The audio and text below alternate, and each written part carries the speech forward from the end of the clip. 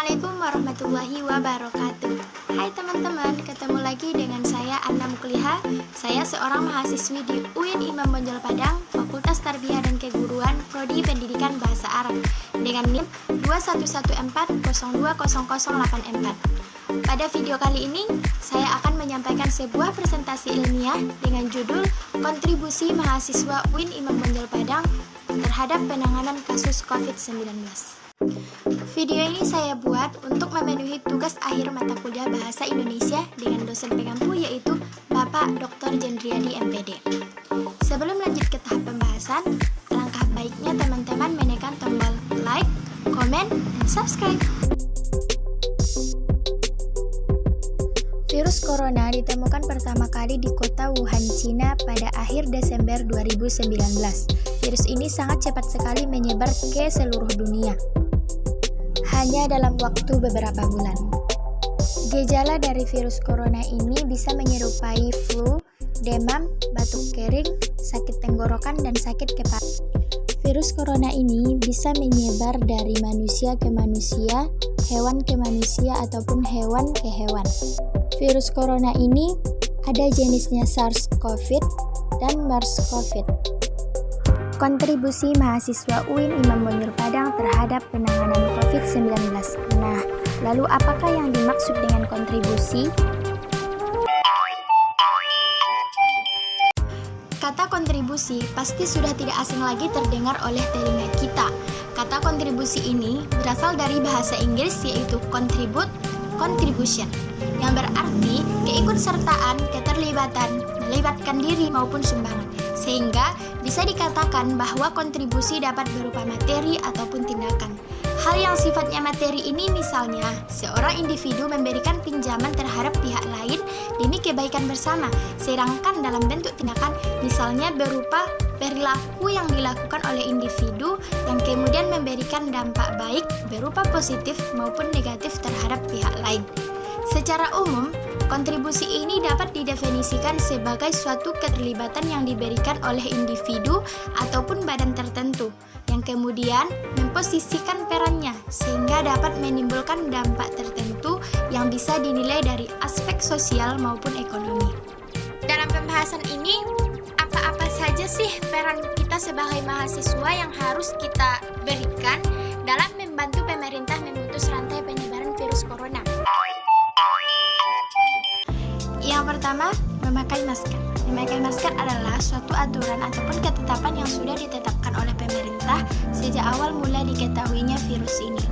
Masker ini gunanya untuk mencegah penularan penyakit dari orang yang terkena gejala penyakit. Sebagai mahasiswa, kita harus berperan aktif dalam memberikan edukasi kepada mahasiswa-mahasiswa lain untuk selalu menggunakan masker, baik itu di dalam kampus maupun di luar kampus. Sebelum virus corona ini ada, mencuci tangan adalah suatu aktivitas yang sudah sering kita lakukan, baik itu di rumah, di luar, ataupun di mana saja. Itu sudah tidak asing lagi bagi kita. Namun, sejak 2 tahun belakangan, virus corona ini semakin menjalar ke penjuru dunia, dan mencuci tangan adalah suatu prokes yang ditetapkan oleh pemerintah.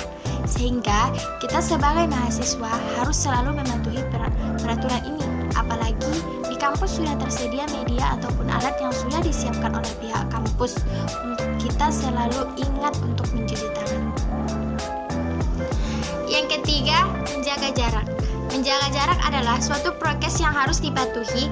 Minimal jarak kita dengan orang lain adalah 1 meter.